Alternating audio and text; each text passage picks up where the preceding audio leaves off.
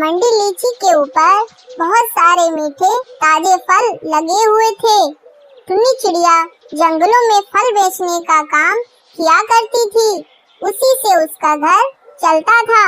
एक दिन सुबह होते ही सेठ श्यामलाल दाना चुनने निकल पड़ा। देखा लीची का पेड़ तो बहुत भरा हुआ था।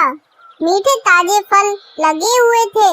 उसके पास गया और तोड़ने लगा तो पेड़ बोला, ओ सेठ, तुम इन फलों को मत तोड़ो, नहीं तो मैं तुमको नष्ट कर दूंगा। सेठ पेड़ की बातों को नहीं माना और लगातार फल खाता रहा। पेड़ हिलने लगा। सेठ नीचे गिर पड़ा और मर गया। उसी दिन गोलू कबूतर अपने घर को बना रहा था।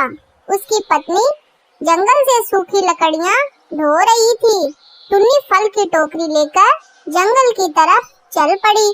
कालू कौवा उसको देखा तो कहा, ओ टुन्नी बहन, आओ तू इधर, मुझको फल लेना है। चिड़िया उसके पास गई।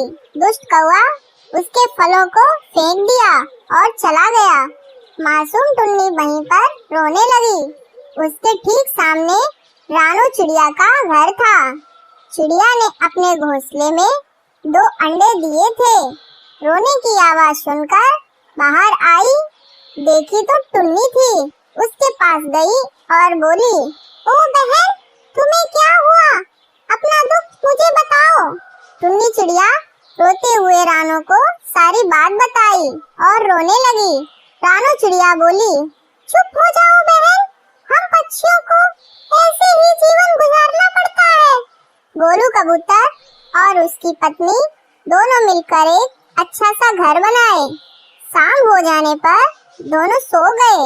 अगले दिन जब सुबह हुई तो गोलू की पत्नी बोली, मैं जा रही हूँ जंगल में दाना चुनने के लिए।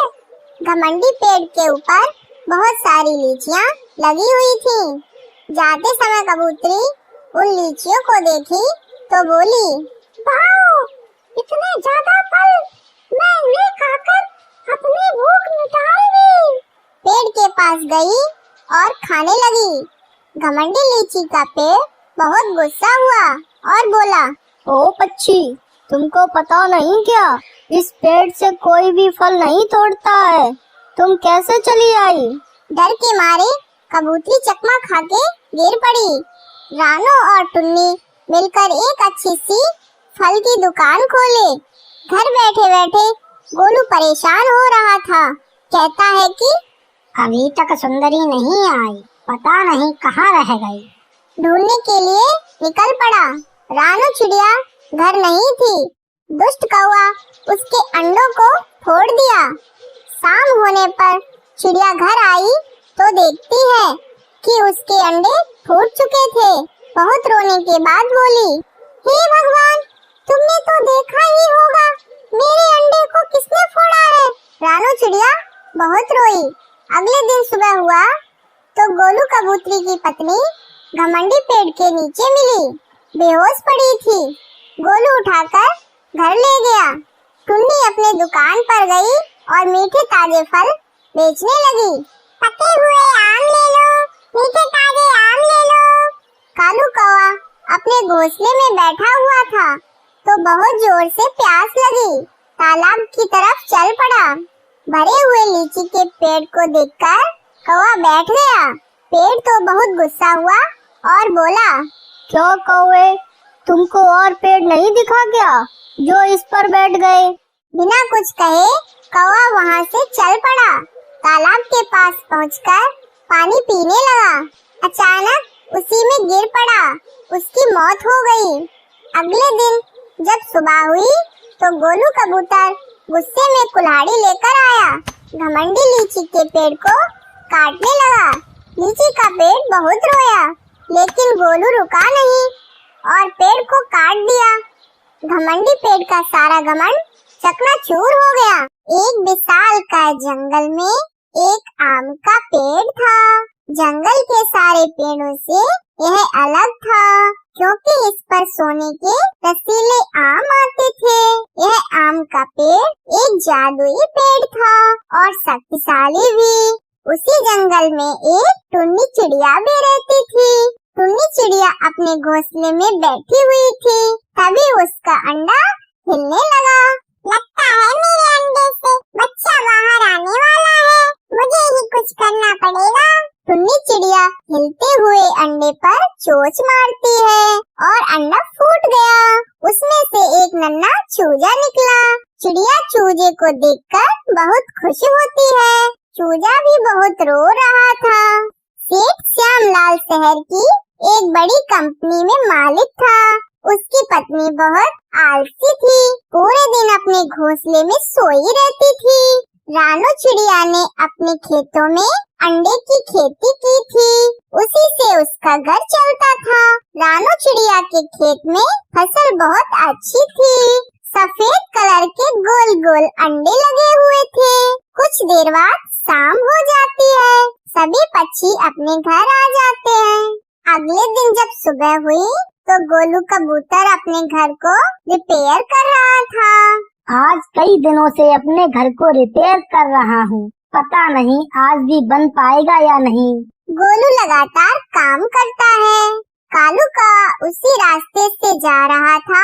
सोने का पेड़ देखकर वह रुक गया। अरे इतना अच्छा पेड़ तो मैंने अपनी जिंदगी में नहीं देखा, और इस पे तो सोने के आम हैं। इनको बेचकर मैं खूब सारा पैसा कमा सकता हूँ। कालू कौवा बहुत लालची था। जैसे वह उस पेड़ पर बैठा, तुरंत उसके शरीर में आग लग जाती है, क्योंकि वह एक जादुई पेड़ था और कौवा वहीं मर गया। टुन्नी नन्हे से बच्चे को उड़ना सिखा रही थी। उड़ते उड़ते वे जंगल में आ जाते हैं। तभी उस बच्चे को प्यास लगती है, तो बच्चा एक पेड़ पर जा बैठा तो चिड़िया भी वहीं बैठ गई। माँ, मुझे बहुत जोर की प्यास लगी है, प्लीज मेरे लिए पानी लाओ, वरना मैं यहाँ से आगे नहीं जा पाऊंगा। टुन्नी अपने बच्चे की प्यारी सी आवाज सुनकर पानी लाने जाती है। रास्ते में कहीं तालाब नहीं दिखा। फिर आगे जाके टुन्नी को एक छोटी सी नदी दिखी, वहीं से पानी लेकर चल पड़ी। इधर रानो चिड़िया अपने खेतों की फसल देखने जा रही थी। टुन्नी के बच्चे को वहाँ बैठा देख रुक गई। अरे ये छोटा बच्चा किसका है और इस पेड़ पर छोड़कर कहाँ गई? रानो को देखकर बच्चा डर रहा था। तब तक टुन्नी वहाँ आ जाती है। बहन, इतने नन्हे और छोटे से बच्चे को छोड़कर कहाँ गई थी? इतने घने जंगल में कोई पक्षी इसको मार दे तो? टुन्नी चिड़िया यह सब सुनकर घबरा गई। क्या बताऊं बहन, इसको प्यास लगी थी, इसलिए मैं पानी लाने चली गई। दोनों चिड़िया आपस में बात करती हैं। अरे भाई, कितने दिनों के बाद मिले हो। मैंने सुना है कि तुम सेब का भी घर बनाते हो। मेरे लिए भी एक घर बना देना। जितने रुपए मांगोगे मैं दे दूंगा। गोलू कबूतर हार नहीं माना और घर बनाकर तैयार कर लिया। कुछ समय बाद शाम हो जाती है।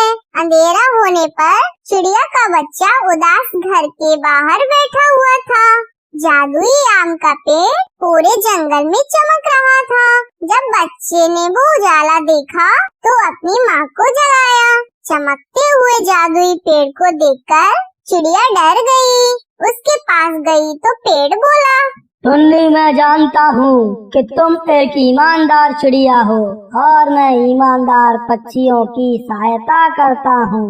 टुन्नी यह बात सुनकर बहुत खुश हो जाती है। फिर